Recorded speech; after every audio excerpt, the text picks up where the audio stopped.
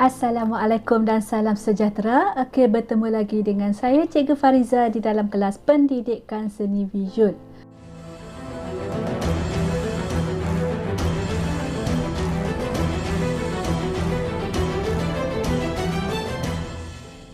Okey, hari ini kita akan lihat tajuk 9 iaitu seni seramik bagi tingkatan 2.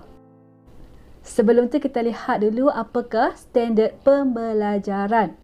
Okey, pertama, menjelaskan prinsip asas seni seramik. Yang kedua, menyatakan jenis-jenis seramik. Yang ketiga, menerangkan teknik-teknik pembentukan seramik. Dan yang keempat, menjelaskan fungsi seni seramik. Sekarang kita lihat dulu apakah dia maksudkan dengan seramik. Okey, kamu boleh rujuk buku teks kamu muka surat 100. Negara kita kaya dengan seni seramik. Okey, seni seramik adalah produk yang dihasilkan daripada tanah liat. Okey, ia dikeringkan dengan angin dan dikeraskan dengan api. Sekarang kita akan lihat prinsip asas dalam seni seramik. Okey, prinsip asas dalam seni seramik dapat dilihat pada motif dan bentuk produk tersebut.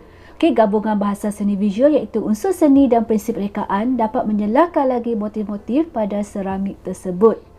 Penggunaan prinsip imbangan akan menjadikan bentuk produk kelihatan lebih stabil. Berikut merupakan beberapa contoh prinsip asas yang terdapat pada seni seramik. Okey, yang pertama iaitu keseimbangan. Okey, keseimbangan simetri dan tidak simetri kita dapat lihat pada karya tersebut. Okey, yang kedua adalah prinsip kontra, iaitu kontra dari aspek rupa, bentuk, warna dan juga jalinan. Okey, yang seterusnya adalah kepelbagaian. Okey, prinsip kepelbagaian dari segi jalinan mencipta karya yang lebih menarik. Seterusnya adalah prinsip penegasan. Okey, penegasan titik fokus atau penumpuan pada bahagian tertentu karya. Okey, prinsip yang seterusnya adalah irama dan pergerakan. Okey, pengulangan unsur garisan dapat hasilkan irama dan pergerakan. Okey, dan yang terakhir adalah prinsip kesatuan. Okey, kesatuan kita dapat lihat daripada gambaran keseluruhan karya ataupun karya tunggal. Jadi kesimpulannya boleh kita katakan motif pada seramik dan bentuk seramik itu sendiri sebenarnya dapat dilihat melalui gabungan bahasa seni visual, okey, iaitu unsur seni dan juga prinsip rekaan. Seterusnya kita akan lihat jenis-jenis seni seramik. Okey, seni seramik terbahagi kepada dua jenis iaitu seni seramik tradisional dan juga seni seramik contemporary. Okey, kita lihat dulu seni seramik tradisional. Okey, seni seramik tradisional lebih dikenali sebagai tembika. Okey, bahan penting yang digunakan untuk menghasilkan seni seramik tradisional ini adalah tanah liat dan juga air. Okey, seterusnya seni seramik contemporary. Okay, gabungan bahan seramik dengan pelbagai bahan lain seperti logam, rotan, tali dan kayu. Okey, reka bentuknya sebenarnya lebih moden dan pelbagai. Berikut merupakan contoh seni seramik tradisional. Okey, yang pertama sekali labu sayur, okey, berasal dari Perak. Yang kedua tembika mambung daripada Kelantan. Dan yang ketiga adalah tembika terenang daripada Pahang. Okey, secara keseluruhannya kita boleh katakan seramik tradisional banyak digunakan untuk penggunaan harian. Okey, sama ada untuk isi air, untuk memasak ataupun untuk isi makanan. Okey, seterusnya adalah contoh untuk seni seramik contemporary. Okey, kalau kita tengok kat sini, okey, dia punya bentuk dan juga dia punya kegunaan dia dah pelbagai. Okey, seramik contemporary banyak digunakan sebagai barang perhiasan. Okey, sama ada untuk perhiasan diri, perhiasan rumah ataupun pejabat. Sebelum kita masuk bahagian teknik-teknik penghasilan seramik, okey, kita lihat dulu beberapa sifat-sifat seramik. Okey, yang pertama, takat lebur yang tinggi. Okey, sebab tu kalau kita lihat pada zaman dahulu, okey, orang gunakan seramik ini untuk dijadikan sebagai periuk. Okey, yang kedua, keras dan kuat tetapi rapuh. Okey, maksudnya walaupun seramik tu dia keras tapi dia mudah pecah. Okey, yang ketiga, tiada tindak balas kimia. Okey, dan yang keempat, penebat haba dan elektrik yang baik.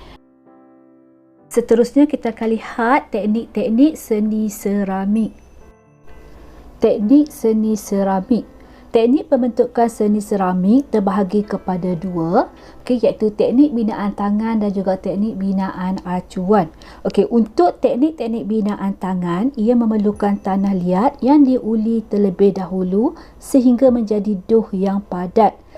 Doh ni akan diuli untuk mengeluarkan angin, supaya produk yang kita hasilkan nanti tidak mudah pecah apabila dibakar.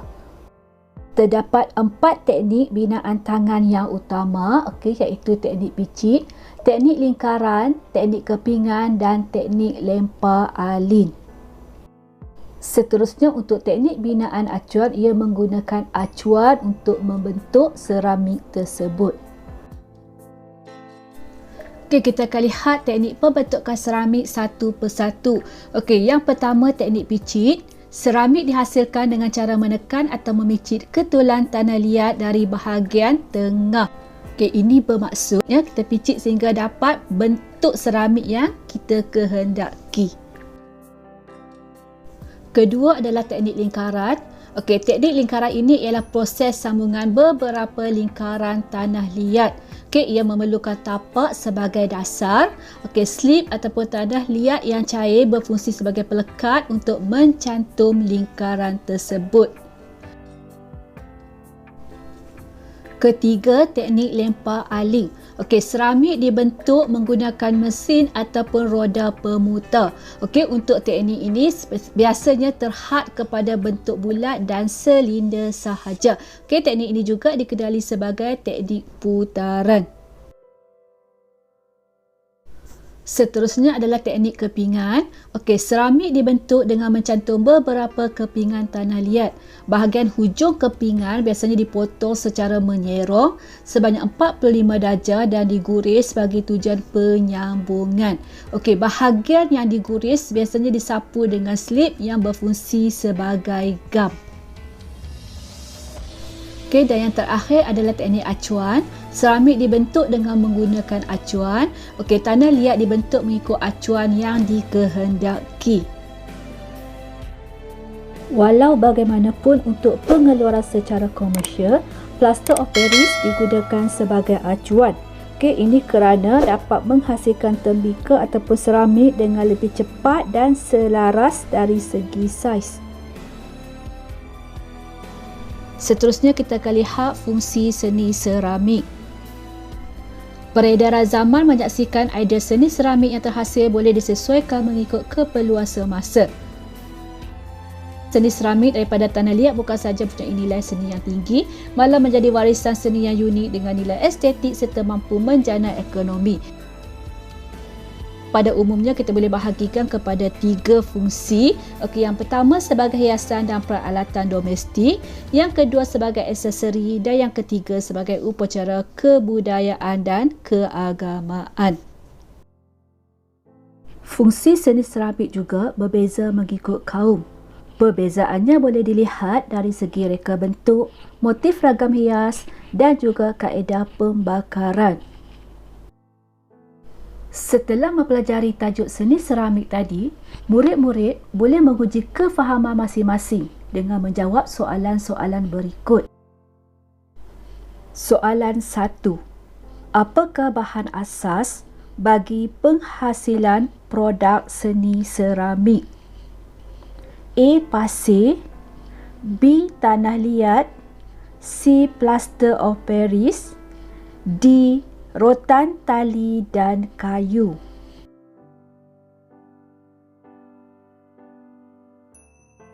Soalan kedua. Namakan teknik seramik yang menggunakan kaedah di bawah. Seramik dibentuk dengan mesin atau roda pemutar. A. Picit, B. Acuan, C. Lingkaran, D. Lempar alin.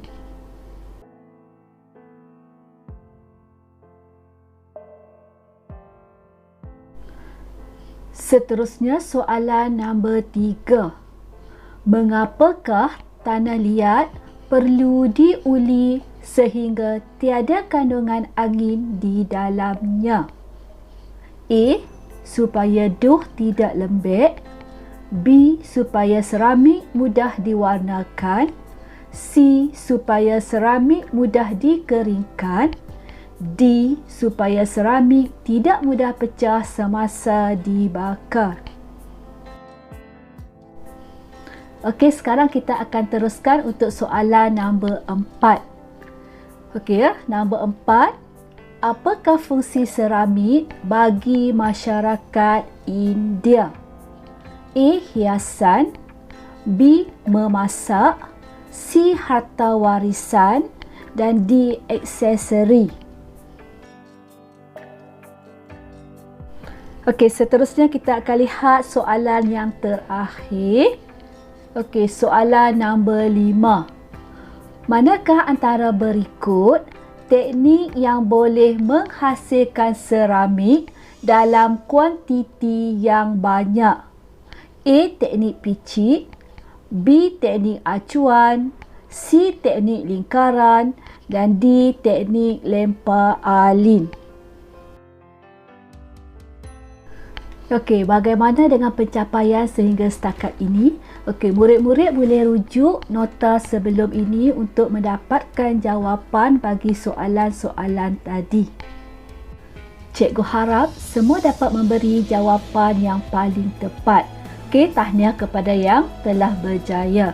Okey, kamu boleh rujuk jawapan yang tepat pada ruangan description. Okey, setakat ini dulu kelas kita untuk kali ini. Sehingga berjumpa lagi dalam video yang akan datang.